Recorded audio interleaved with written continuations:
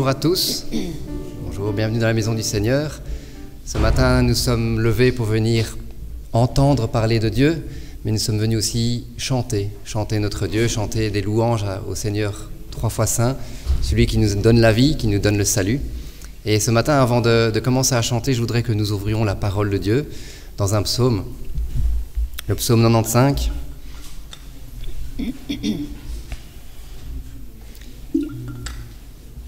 Je ne le lirai pas en entier.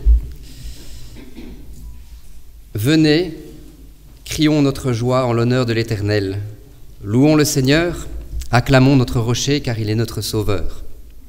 Présentons-nous devant lui avec des prières de reconnaissance, acclamons-le en musique. L'Éternel est le grand Dieu, il est le grand roi au-dessus de tous les dieux. C'est lui qui tient dans sa main les profondeurs de la terre et les cimes des montagnes sont aussi à lui. À lui appartient la mer, c'est lui qui l'a faite. À lui et la terre, ses mains l'ont formée. Jusque-là pour l'instant. Et je voudrais vous demander de pouvoir se lever pour chanter, justement, chantons car Dieu est là. Nous avons un Dieu qui est grand, un Dieu qui est puissant, qui tient dans sa main la terre, qui tient la cime des montagnes aussi, qui tient tout entre ses mains. Et ce Dieu est là, ce matin. Et je me dis qu'il est important de pouvoir l'acclamer, de pouvoir le chanter de tout notre cœur et de nous rendre compte que nous avons cette chance d'avoir un Dieu puissant, le Dieu de l'éternité, le Dieu de l'univers, qui est là avec nous ce matin pour que nous puissions lui rendre un culte qui lui est agréable. Alors je vais vous demander de vous lever, que nous puissions chanter « Chantons car Dieu est là ».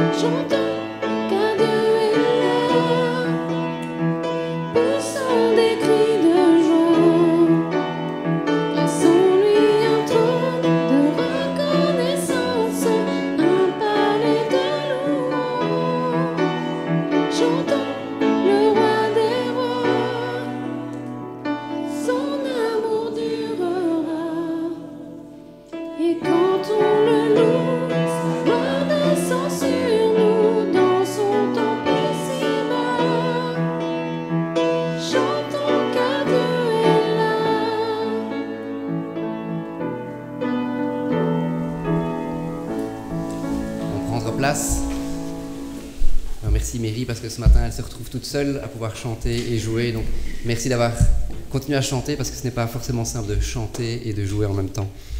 Ouvrons encore la parole de Dieu dans le psaume 96. Le psaume 96. Chantez à l'Éternel un cantique nouveau. Chantez à l'Éternel, vous, gens du monde entier. Chantez à l'Éternel et louez-le pour ce qu'il est. Annoncez chaque jour la joyeuse nouvelle de son salut. Oui, publiez sa gloire au milieu des nations. Racontez ses merveilles chez tous les peuples, car l'Éternel est grand et comblé de louanges. Il est redoutable et bien plus que tous les dieux, car tous les dieux des peuples ne sont que du néant. Alors que l'Éternel a fait le ciel, splendeur et majesté rayonnent de son être, et puissance et beauté ornent son sanctuaire. Célébrez l'Éternel, vous, nations de la terre. Célébrez l'Éternel en proclamant sa gloire et sa puissance. Célébrez l'Éternel et son nom glorieux. Apportez vos offrandes, entrez dans ses parvis, et là prosternez-vous. Adorez l'Éternel dans l'éclat de sa sainteté.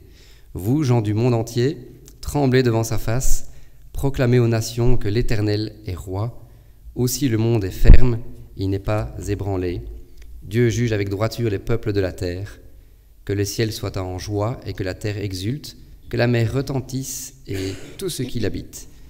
Que toute la campagne et tout ce qui s'y trouve exulte d'allégresse. Que dans les bois les arbres poussent des cris de joie devant l'Éternel, car il vient juger la terre, il jugera le monde selon ce qui est juste, il jugera les peuples selon la vérité qui est en lui. Amen. Je vais prier. Seigneur Jésus, je te remercie pour ce matin, pour le culte que nous pouvons t'apporter ce matin. Seigneur, tu vois que nous venons avec nos problèmes, nos tracasseries et autres. Mais Seigneur, ce matin, nous voulons vraiment mettre tout cela de côté. Nous voulons mettre tout cela de côté pour t'offrir un cœur complètement ouvert, un cœur tourné vers toi, tourné vers ta parole, un cœur qui désire vraiment t'offrir ce qu'il y a de meilleur. Nous voulons chanter ce matin de tout notre cœur, de toute notre âme, de toute notre intelligence pour te montrer l'amour que nous avons pour toi, Père. Que tu puisses, Seigneur, recevoir tout cela comme un parfum de bonne odeur, Seigneur. Que tu puisses aussi après, à travers notre pasteur Yves, nous parler, nous fortifier, nous faire du bien, Seigneur, à travers ta parole. Ce que tu as à nous enseigner, Seigneur, que nous puissions le recevoir avec reconnaissance. Merci, Père. Amen. Nous allons chanter encore un chant, après quoi il y aura un moment de prière libre pour ceux qui le désirent. Et le chant suivant, c'est ce nom si merveilleux. Le nom du Seigneur, le nom de Jésus, il est tellement beau, tellement puissant, qu'il donne le salut, ce nom si merveilleux. Nous pouvons nous lever pour chanter.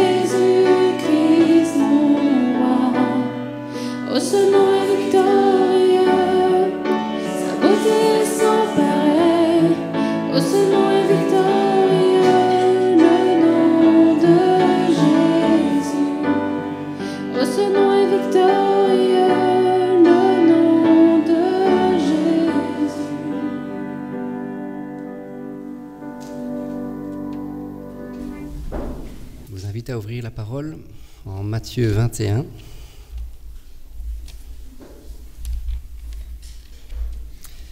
Juste 3 versets, Matthieu 21, 6 à 9.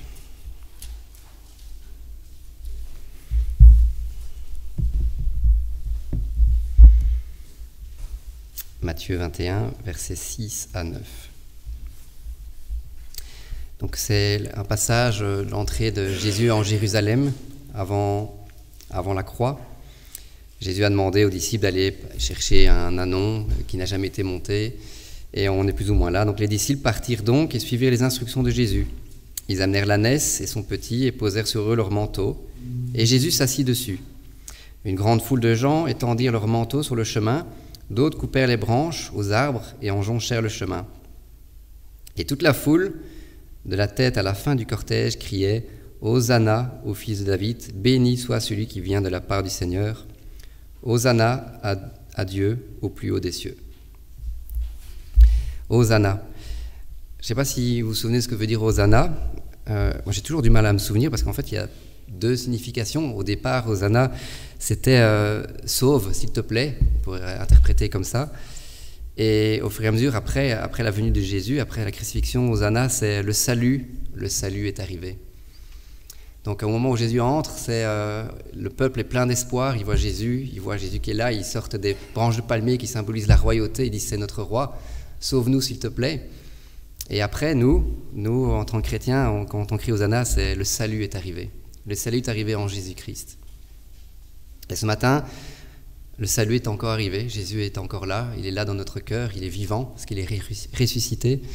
Et donc je voudrais que nous puissions chanter le chant Hosanna, avec en tête que Jésus il est monté sur cet ânon, cette ânesse, dans le but d'être crucifié, dans le but de donner sa vie, dans le but de donner le salut pour nous. Parce que comme nous l'avons chanté tout à l'heure, il ne voulait pas les cieux sans nous pour l'éternité, il nous voulait, et donc il a donné sa vie pour nous. Hosanna. Après quoi je céderai la parole au pasteur.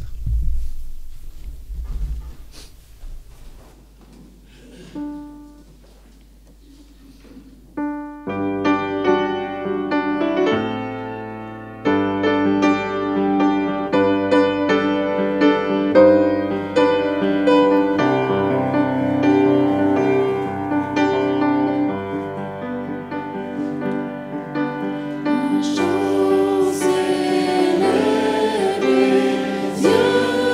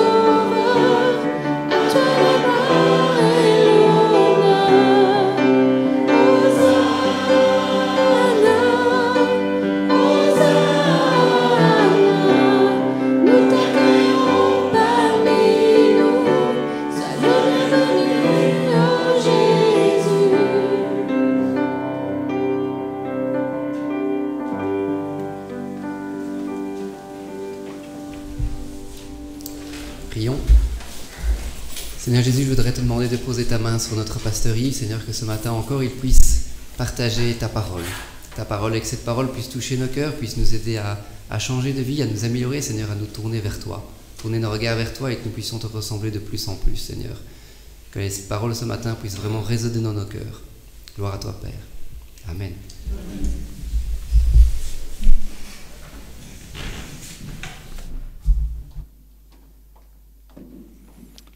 Merci David. Chers frères et sœurs, bonjour.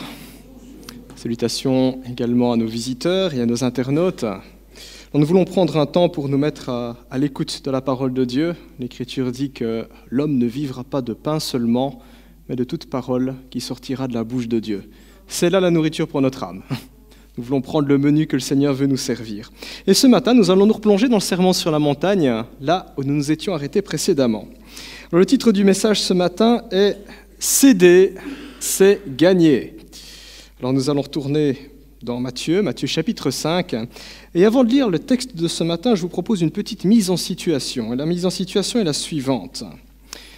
J'aimerais que chacun d'entre nous, ici présent, vous pouvez faire l'exercice également si vous nous regardez depuis votre ordinateur, votre tablette ou votre smartphone, j'aimerais que nous puissions nous rappeler le plus précisément possible de la dernière fois où nous avons été injustement lésés. La dernière fois où nous avons été injustement lésés. Est-ce que c'était ce matin, en allant au temple, quelqu'un vous a brûlé votre priorité de droite, c'était un jeune, il roulait avec la musique à fond, il a klaxonné, il vous a fait signe, pouf, vous avez dû freiner un coup sec. Est-ce que c'est là? Est-ce que c'est une dispute dans la famille, dans l'église, au travail ou avec des voisins? Et puis il y a des mots qui se sont échangés, vous vous êtes vu reprocher toutes sortes de choses, à tort ou à raison. Est-ce que c'était au travail? Vous êtes retrouvé à devoir assumer les conséquences d'une décision que vous n'avez pas prise. Voilà, le patron a décidé telle chose et c'était la mauvaise décision, l'emploi de tout le monde est menacé. Ou alors un collègue a mal fait son travail, heure supplémentaire pour tout le monde, alors que vous aviez prévu un temps en famille. Voilà. Quelle est la dernière fois où vous avez été injustement lésé? Qu'est-ce qu'on vous a dit? Souvenez-vous des paroles là. Qu'est-ce qu'on vous a fait? Qu'est-ce que vous avez ressenti sur le moment même par rapport à cette situation et par rapport à cette personne? Qu'est-ce que vous avez ressenti? Qu'auriez-vous souhaité répondre? Je vous invite à lire la Bible, Matthieu chapitre 5, versets 38 à 42. C'est Jésus-Christ qui parle et notre Seigneur Jésus dit ceci. « Vous avez appris qu'il a été dit « œil pour œil » et dent pour dent, ça tout le monde connaît. Mais moi je vous dis de ne pas résister aux méchants. Si quelqu'un te gifle sur la joue droite, tends lui aussi l'autre. Si quelqu'un veut te faire un procès et prendre ta chemise, laisse-lui encore ton manteau. Si quelqu'un te force à faire 1 kilomètre, fais-en 2 avec lui. Donne à celui qui t'adresse une demande et ne te détourne pas de celui qui veut te faire un emprunt. Amen, jusque-là la lecture. Ça pique, Pas facile de vivre ce texte. Dans le texte que nous venons de lire ici, il est question de la vengeance. Et j'insiste, le mot vengeance, il n'est pas question de justice, parce qu'entre la vengeance et la justice, il n'y a qu'un pas. Et bien souvent, on prétend se faire justice alors que ce n'est ni plus ni moins que donner libre cours à notre colère ou à notre haine. Et ça, c'est de la vengeance. La vengeance est un vice qui est détestable. C'est un péché. La justice est une vertu qui est louable. Mais ce sont deux choses complètement différentes. Jésus dit ici ce que tout juif connaissait à l'époque, puisque les juifs sont élevés à la lumière de la loi de Moïse. Et la loi de Moïse dit ceci, « œil pour œil, dent pour dent », c'est la Torah. Œil pour œil, dent pour dent, Deutéronome 19, 21, Exode 21, 24, Lévitique 24, 20. Œil pour œil, dent pour dent, une expression que tout le monde connaît. Même si on n'est pas juif, on connaît bien cette expression. C'est une manière de dire que si un jour quelqu'un nous crève un œil ou nous déchausse une dent, le responsable doit subir le même sort. Boum, on rend coup pour coup, parole pour parole. On va prendre un avocat et on va contre-attaquer. Jésus cite la loi de Moïse, et pour ceux qui connaissent les textes que je viens de citer, juste les références, la loi de Moïse est beaucoup moins tendre, juste Deutéronome 19, 21, il est écrit « Ton regard sera sans pitié, œil pour œil, dent pour dent, main pour main, pied pour pied. » Voilà, on va même couper la chirurgie là. Ton regard sera sans pitié. Dieu exigeait un châtiment qui ne soit ni trop sévère, ni trop clément, une juste rétribution pour le mal qui est commis. L'idée est là. Tu as fait une bêtise, tu en subiras les conséquences. D'ailleurs, ce principe n'est pas exclusif à la Bible, loin de là. Quand on regarde en Orient, comment ça se passait, eh bien avant la loi de Moïse, au XVIIIe siècle avant Jésus-Christ, il y a le célèbre code d'Hammurabi, où on trouve la loi du talion.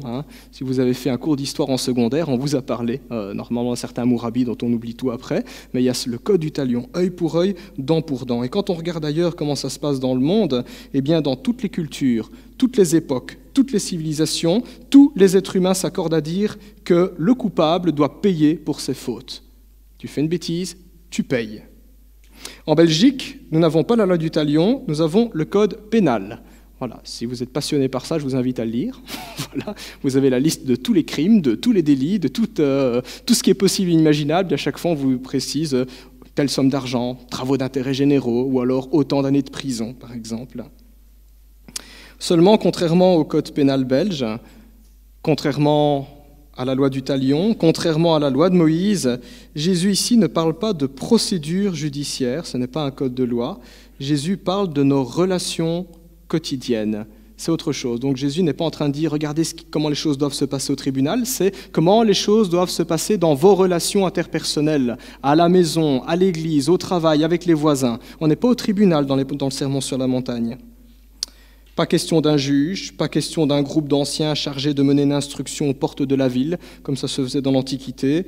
Jésus ne parle pas des magistrats, des avocats et des juges, il nous parle à nous, monsieur et madame tout le monde, dans le contexte de nos vies ordinaires. Et c'est dans ce contexte que se joue la quasi-totalité, sinon la totalité de tous nos conflits, loin des tribunaux.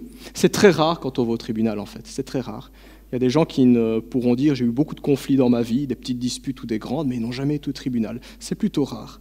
La vie ordinaire est le théâtre de la plupart de nos conflits et le théâtre de nos petites vengeances. On dit d'ailleurs que la vengeance est un plat qui se mange froid, comme quoi on attend, on est prêt à attendre, on laisse mijoter, parce que c'est plus savoureux quand on se venge.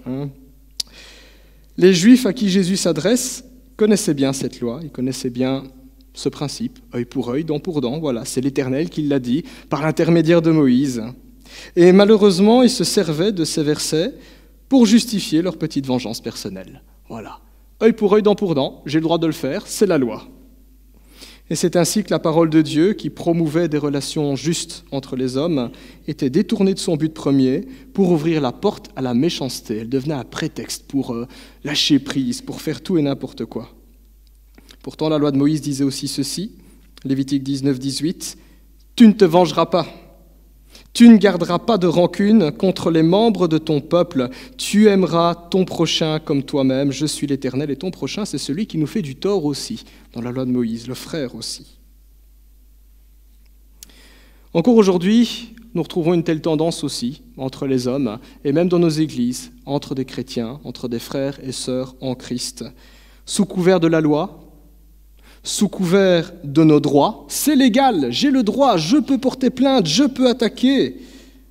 Sous couvert de nos droits et même parfois sous couvert de certains versets bibliques tirés hors de leur contexte, nous nous vengeons. Nous rendons aux autres la monnaie de leurs pièces. Alors que nous devrions chercher le royaume et la justice de Dieu, nous œuvrons en réalité pour notre propre royaume et notre propre définition de la justice, cherchant les moyens de contrarier celui qui nous a fait du tort pour le faire payer. Quand Dieu dit dans le Nouveau Testament « À moi la vengeance, à moi la rétribution », nous cherchons à nous venger, nous cherchons à rétribuer.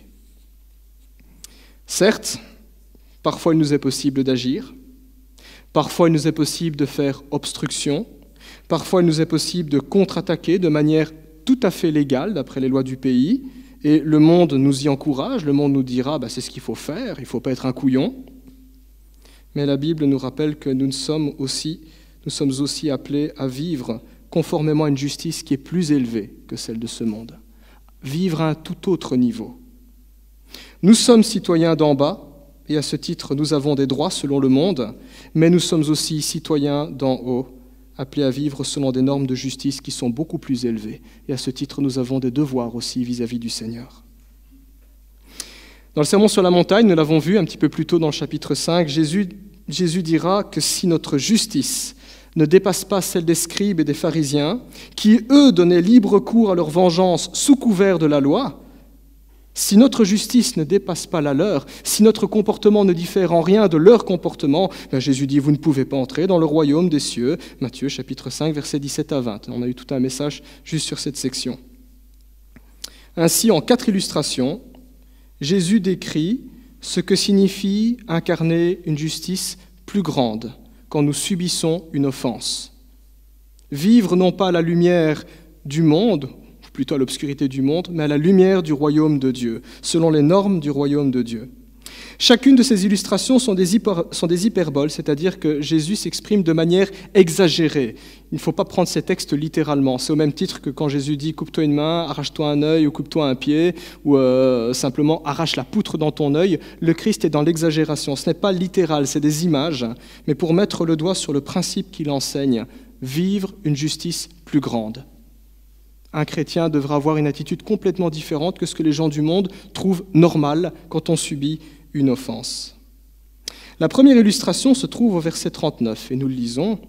Jésus dit « Mais moi je vous dis de ne pas résister aux méchants.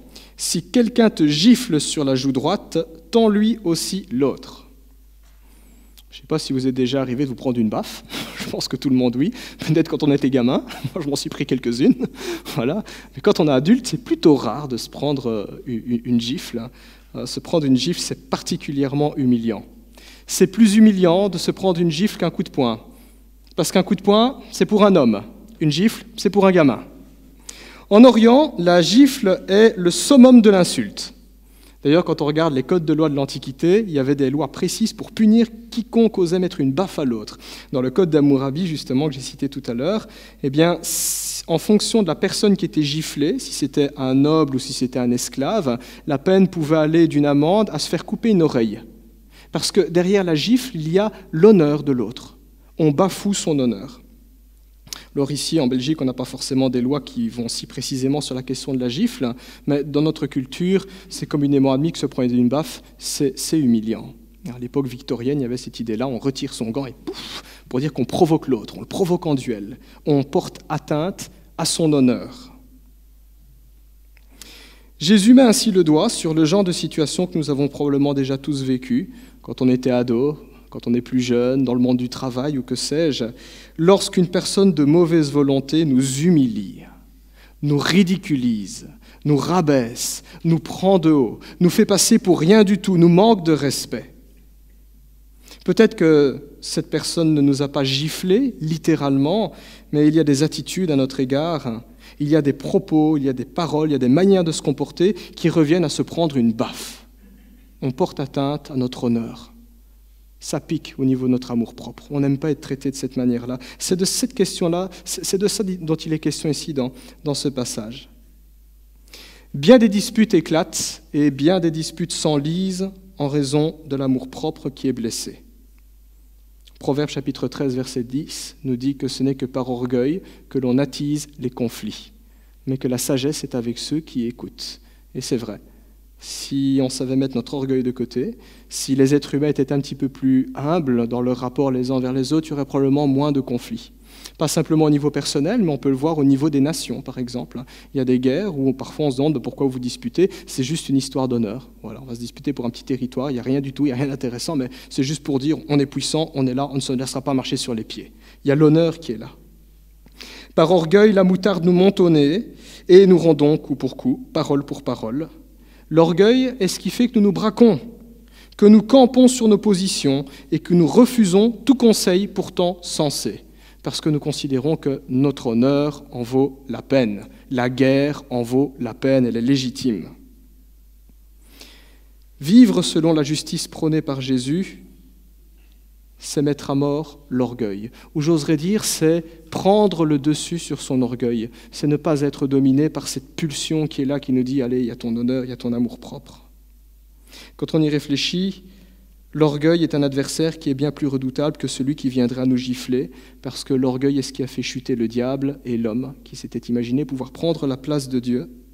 Quand on y réfléchit, l'orgueil est un adversaire bien plus proche et bien plus dangereux que celui qui viendra nous mettre une baffe, parce que l'orgueil n'a pas besoin d'enfoncer nos lignes de défense, l'orgueil est déjà là, tapis dans notre cœur, il n'a qu'à se servir.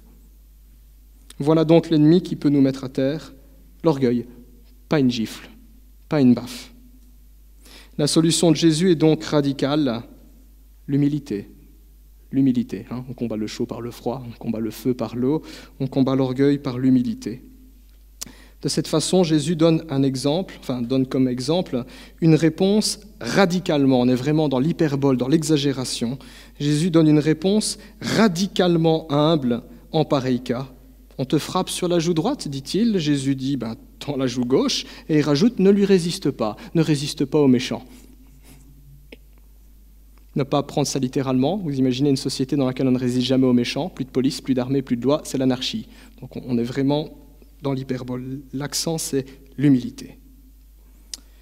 Frères et sœurs, si nous sommes en conflit avec quelqu'un, avec une instance, avec qui que ce soit, avant de l'accuser, d'accuser celui qui nous a giflé par son attitude, par ses propos, par sa politique, sondons sincèrement notre cœur pour voir si l'orgueil n'est pas occupé à répandre de l'huile sur le feu. Car tant que nous n'aurons pas fait taire notre amour-propre, notre honneur ou que sais-je le nom qu'on lui donne, il n'y a rien que nous pourrons faire de constructif pour arranger la situation. Et c'est précisément ça la volonté de Dieu, que nous soyons constructifs pour sa gloire, que nous soyons des artisans de paix. C'est une des béatitudes au tout début du sermon sur la montagne. Contrairement à l'adage populaire, on ne combat pas le mal par le mal, mais c'est par le bien qu'on le surmonte. L'Écriture le dit en Romains 12, 21. Pour ce qui est de notre honneur ne doit pas reposer sur l'opinion bien changeante de ceux qui nous entourent, qui nous regardent ou qui parlent dans notre dos, mais notre honneur doit reposer sur notre Dieu, sur ce que lui dit de nous, sur ce qu'il pense de nous. Et puisque Dieu résiste aux orgueilleux et qu'il accorde sa grâce aux humbles, Jacques 4, 6, autant agir selon ses voies, en faisant de Dieu notre allié, plutôt que de passer notre temps à convaincre l'autre que c'est un abruti. Sachant que la Bible nous dit que notre Seigneur a exposé son dos au coup, son visage au crachat et sa personne aux insultes, et que tout cela, toute cette humiliation n'a pas empêché son triomphe à la Pâque et sa glorification dans les lieux célestes à la droite de Dieu son Père. Nous serons ainsi les dignes enfants de notre Père céleste en agissant à l'exemple de son Fils bien-aimé qui est notre Seigneur. Première illustration que Jésus donne. Deuxième illustration, elle se trouve au verset 40. Nous lisons ceci au verset 40. Jésus dit « Si quelqu'un veut te faire un procès et prendre ta chemise, laisse-lui encore ton manteau. » Ah, c'est quoi cette histoire ? Eh bien, il est ici question de nos droits sur nos biens matériels. Nos droits sur nos biens matériels, sur notre argent, sur nos possessions, une voiture, une maison, que sais-je, un bungalow en Espagne, peu importe.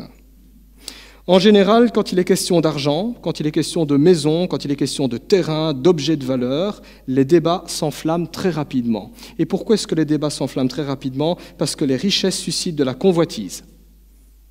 J'en prends pour preuve les conflits d'héritage.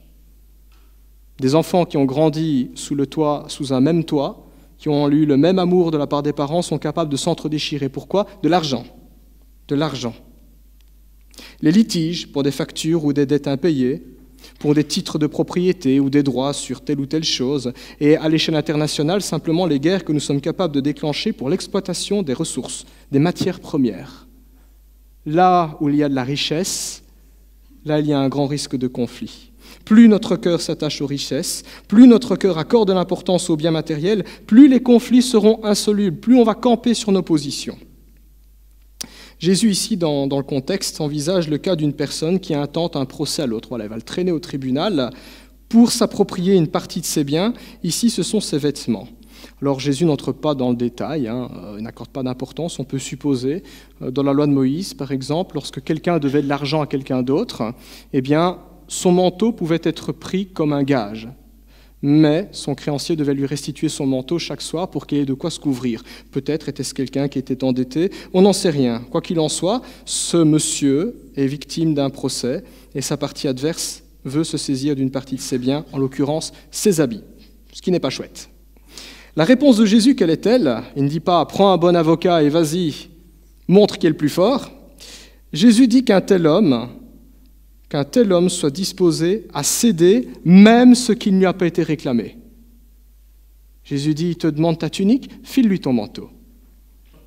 Alors c'est quoi cette histoire de tunique et de manteau? Eh bien dans l'Antiquité, on ne s'habillait pas comme aujourd'hui au XXIe siècle en Israël. Nous avons nos sous-vêtements, nos vêtements et le manteau. En Israël, la plupart des gens avaient 2 pièces pour s'habiller. Ils avaient la tunique. La tunique, c'est l'équivalent des vêtements et des sous-vêtements. Et le manteau, c'est ce qu'on se mettait par-dessus pour se couvrir. Donc Jésus est en train de dire, il te demande tes vêtements, donne-lui tout, même les sous-vêtements. Voilà. Bien entendu, Jésus n'est pas en train d'encourager l'attentat à la pudeur. Il est dans l'exagération pour montrer que nous ne devrions pas être attachés outre mesure à nos biens matériels. Il est étonnant de constater combien nous sommes prêts à nous battre pour des choses dont nous n'avons pas toujours besoin. Et dans l'exemple que Jésus prend ici, c'est une chose dont on a vraiment besoin, les vêtements. Étonnant de remarquer combien notre attachement aux possessions matérielles influence beaucoup notre comportement, plutôt que notre attachement au royaume de Dieu et à sa justice. Et d'après Jésus, c'est pourtant là que se trouvent les véritables trésors, ceux que le voleur ne peut pas voler, que la mythe et que le ver ne peuvent pas ronger, ce que nous devrions rechercher. La priorité est là. À l'église de Corinthe, dont les membres avaient des procès entre eux, l'apôtre Paul écrira ceci. 1 Corinthiens chapitre 6, versets 7 et suivants, il écrira « C'est déjà pour vous un échec complet que d'avoir des procès les uns avec les autres. Pourquoi ne supportez-vous pas plutôt une injustice? Pourquoi ne vous laissez-vous pas plutôt dépouiller? Mais c'est vous au contraire qui commettez l'injustice et qui dépouillez les autres. Et c'est envers des frères et sœurs que vous agissez ainsi. » Pas de détails nous sont donnés sur la nature des procès dans l'église de Corinthe, mais l'apôtre Paul, conduit par le Saint-Esprit, poussé par le Seigneur, dit « Cette situation-là est anormale. Vous n'avez pas à en arriver à ce niveau-là. » Vivre la justice du Christ signifie considérer l'impact qu'ont nos combats sur nos âmes et sur notre témoignage.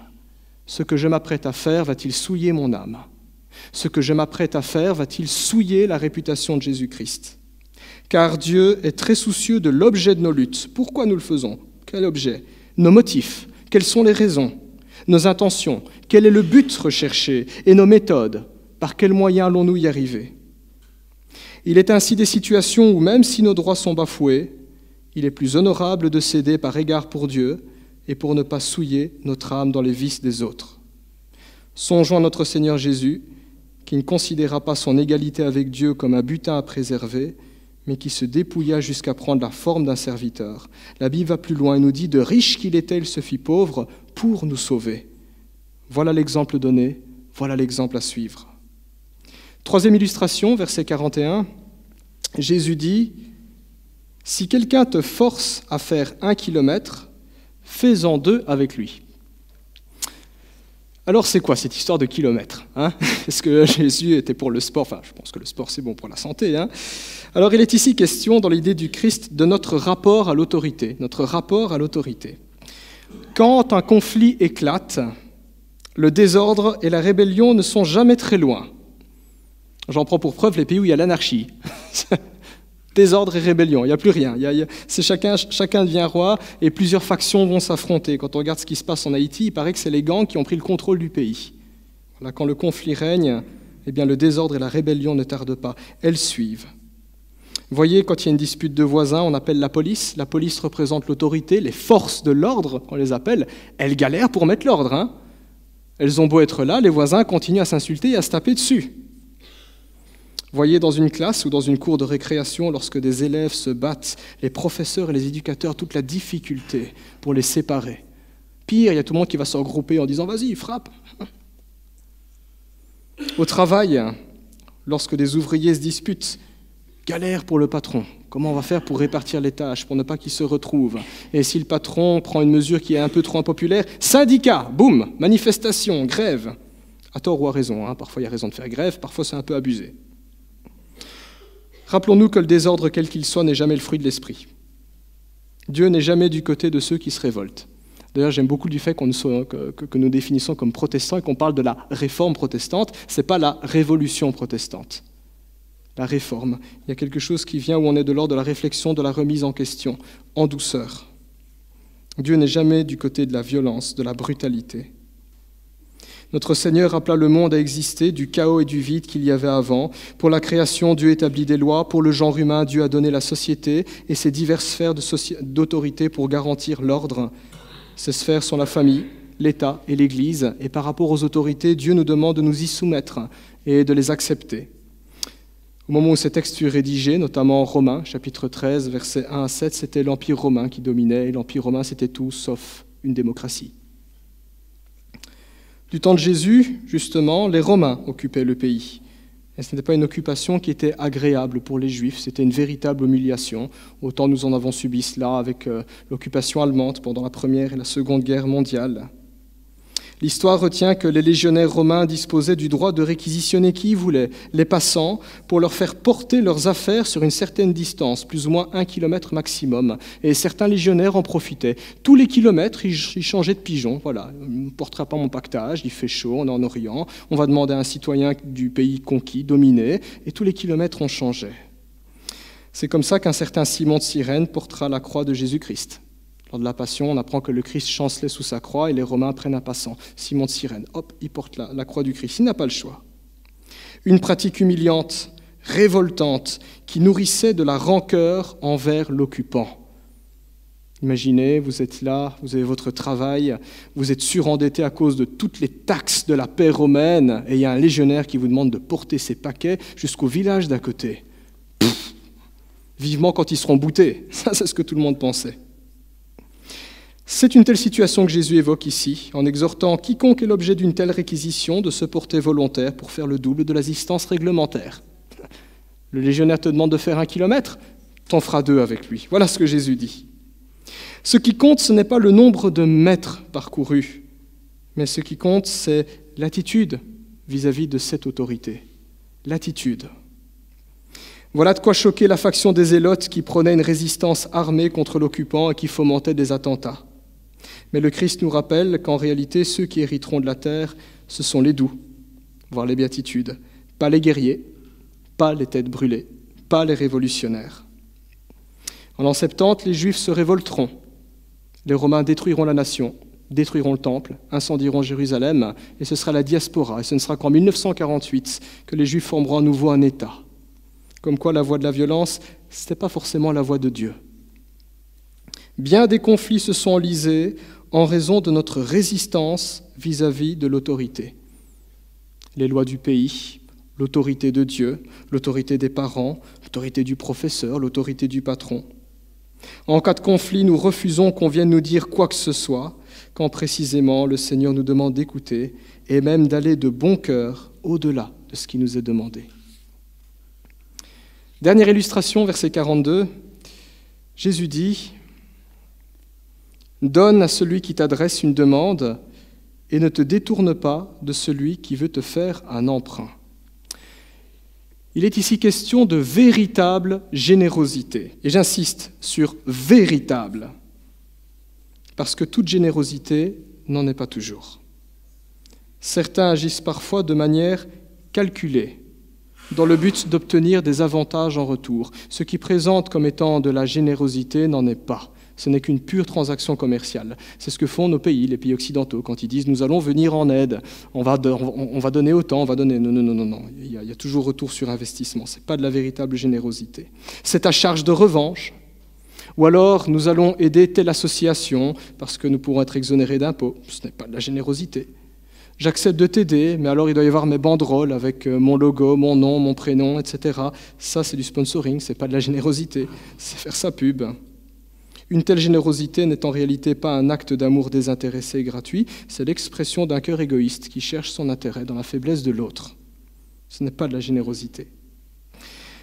À l'époque, la loi de Moïse prévoyait que les Israélites s'entraident en cas de coup dur. La loi de Moïse disait ceci en Deutéronome 15:7.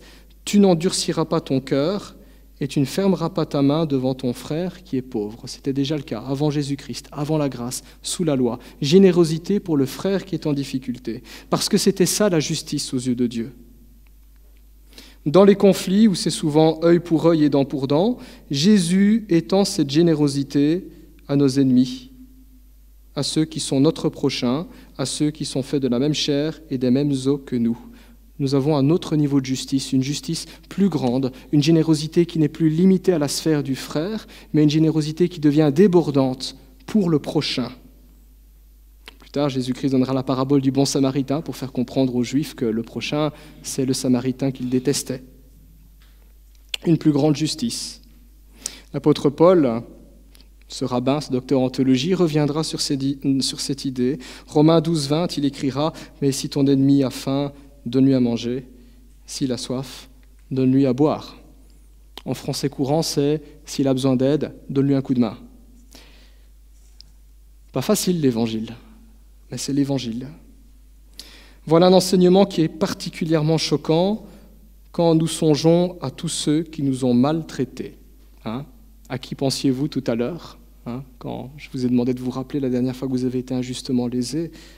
Voilà quelque chose qui nous demande d'avancer à contre-courant de notre nature pécheresse, de nos instincts naturels, de ce que le monde pense, parce que nous sommes appelés à vivre non pas de manière charnelle, mais de manière spirituelle, non pas de manière naturelle, mais de manière spirituelle, non pas de manière mondaine, mais de manière chrétienne. N'est-ce pas ainsi que Christ a traité chacun d'entre nous, lui qui a donné sa vie à la croix alors que nous étions encore ses ennemis? Éphésiens chapitre 2, verset 1, vous étiez des rebelles, nous dit l'Écriture. Qu'est-ce qu'on fait à des rebelles? On les mate, c'est logique. C'est ce qui se passe quand il y a une guerre civile ou des guerrieros. Le Christ, il ne nous mate pas, il nous sauve, il nous rachète. La marche à suivre est donc donnée par le Christ. Quand nous avons l'occasion de faire du bien à nos ennemis, nous devons le faire. L'histoire nous montre que l'Empire romain s'efforça de détruire le christianisme, de grandes persécutions d'État contre les chrétiens. Et sans aucune violence, touché par la grâce que les chrétiens témoignèrent, l'Empire fut vaincu par la croix. Le christianisme devint religion d'État pour le meilleur et pour le pire. Proverbe chapitre 16, verset 7 nous dit que quand Dieu approuve les voies d'un homme, il dispose même ses ennemis à faire la paix avec lui. Ça, c'est la bénédiction pour celui qui craint le Seigneur, qui marche selon ses voies. La paix sur toutes les frontières. Voyez un Saul de Tarse, ennemi suprême de l'Église qui devint apôtre, la puissance de la grâce, le contact avec Jésus-Christ. En conclusion, si la parole de Dieu prévoit la rétribution ici-bas pour le méchant, cette rétribution ne doit pas être un prétexte pour la vengeance personnelle. Et c'est souvent ce qui se passe. Il y a des abus. On avait parlé de la question du divorce. Le divorce est une concession que Dieu fait, souvent utilisée de manière abusive. Le fait de prêter serment, une concession que Dieu fait dans un monde imparfait où on n'est pas toujours vrai ou sincère. Concession souvent utilisée abusivement, il en est parfois pour le principe de rétribution, utilisé abusivement pour donner libre cours à la vengeance. Jésus nous invite à vivre à la lumière du royaume qu'il vient instaurer et dont il ouvre les portes par la puissance de l'Évangile. La justice qu'il exige des chrétiens, c'est-à-dire de nous, les citoyens de ce royaume, requiert que nous aimions très concrètement nos ennemis, comme lui nous a aimés, comme Jésus nous a aimés. Cela implique concrètement la mise à mort en nos cœurs de l'orgueil de cette histoire. Tu tends la joue gauche, tu ne rends pas le mal pour le mal, tu ne surenchéris pas, tu ne rentres pas dans cette logique, tu ne te laisses pas souiller, tu protèges ton cœur. Mettre à mort notre soif de posséder. Il y a des choses qui ne valent tout simplement pas la peine de se battre. Parce que se battre pour elles, ce serait souiller notre âme. Ce serait porter préjudice au témoignage du Christ. Mettre à mort en nous la rébellion. Ce n'est pas notre avis qui compte, c'est l'avis de Dieu. C'est l'avis de notre Seigneur, pour autant que nous le reconnaissions sincèrement comme notre Seigneur et que sa parole, nous la considérions pour ce qu'elle est, la parole de Dieu. Et de mettre à mort en nous l'indifférence, un débordement de générosité, pas simplement envers nos amis, ça les non-croyants le font, mais aussi vis-à-vis de nos ennemis. C'est ainsi que nous pourrons réellement entrer dans cette béatitude que le Christ a prêchée. Heureux les artisans de paix, car ils seront appelés fils de Dieu. Amen. Je vous invite à prier.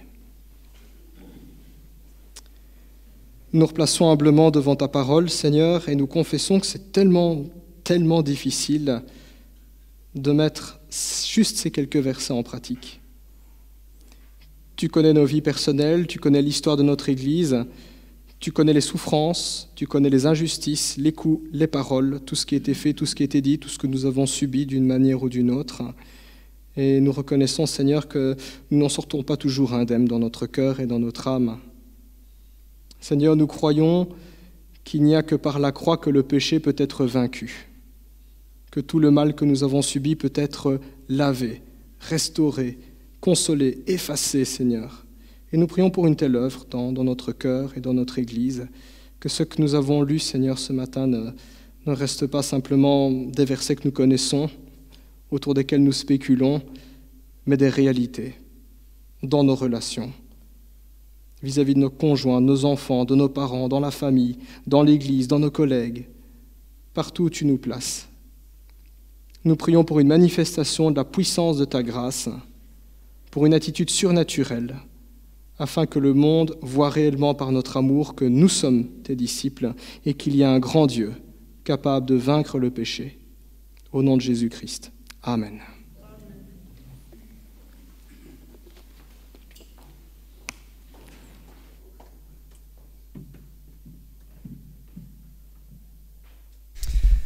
Merci. Merci Yves. Puissions avoir l'aide du Seigneur pour mettre la croix avant notre orgueil, comme l'a dit Yves. Programme très difficile pour un chrétien, mais tellement vrai, tellement vrai. Et avant que nous puissions justement nous remémorer de ce que Jésus a fait pour nous, je vous invite à chanter Jésus, espoir des nations.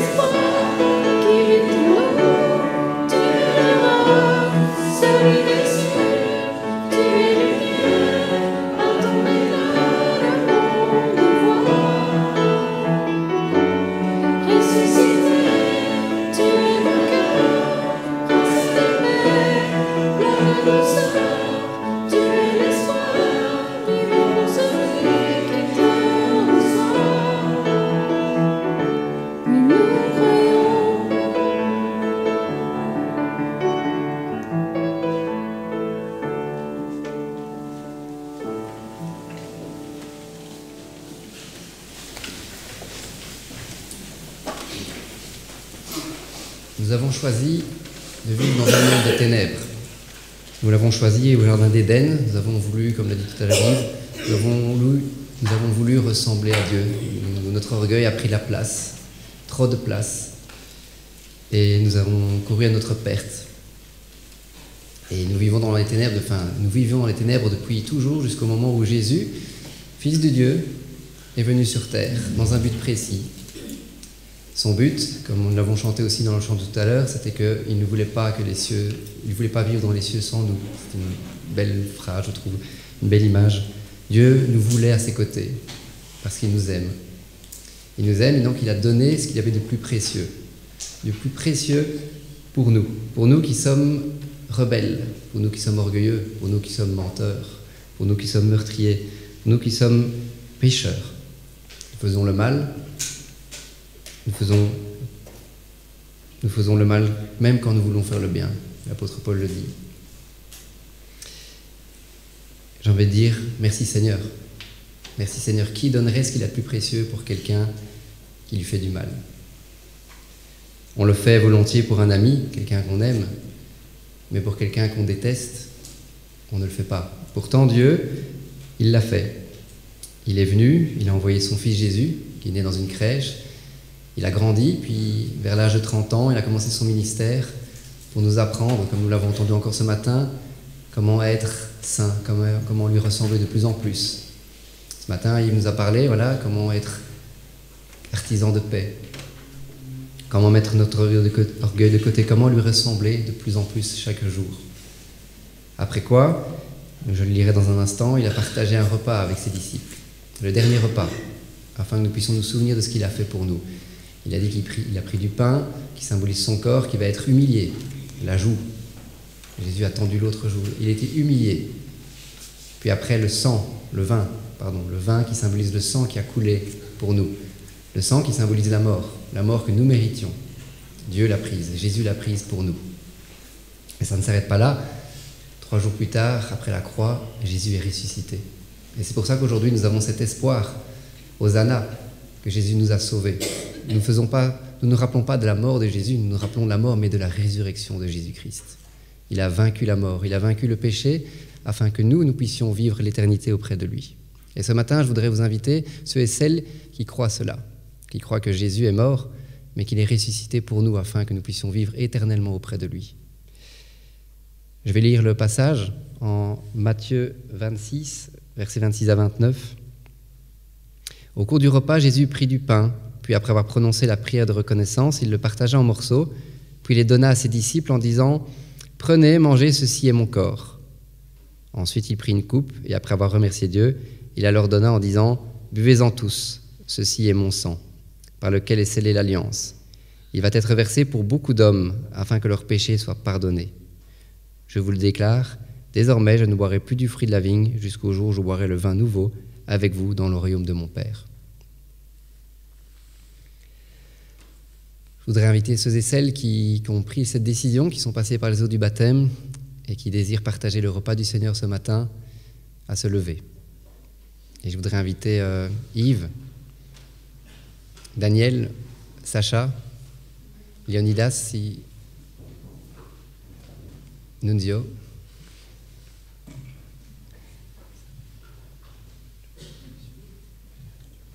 Durand.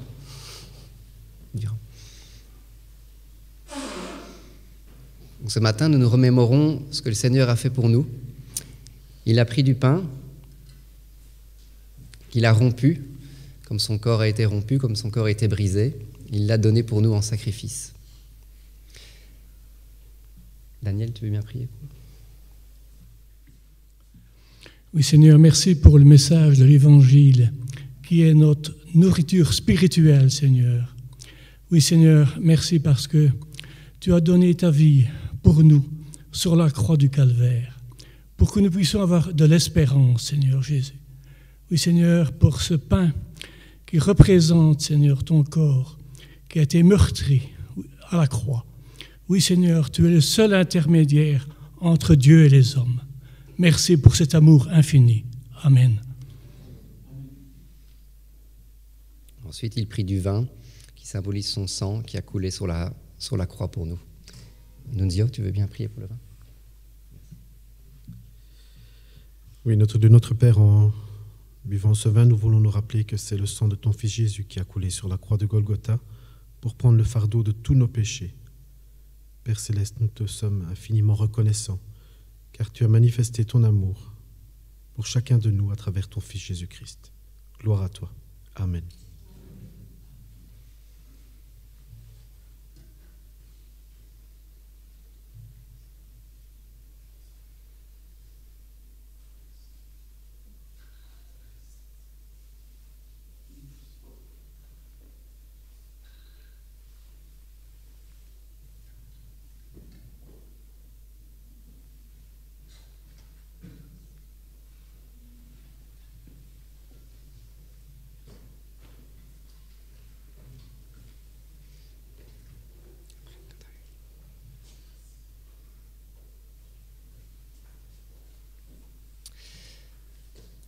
Dans un instant, nous allons entendre le chant « Rien ne peut sauver mon âme, rien que le sang de Jésus ».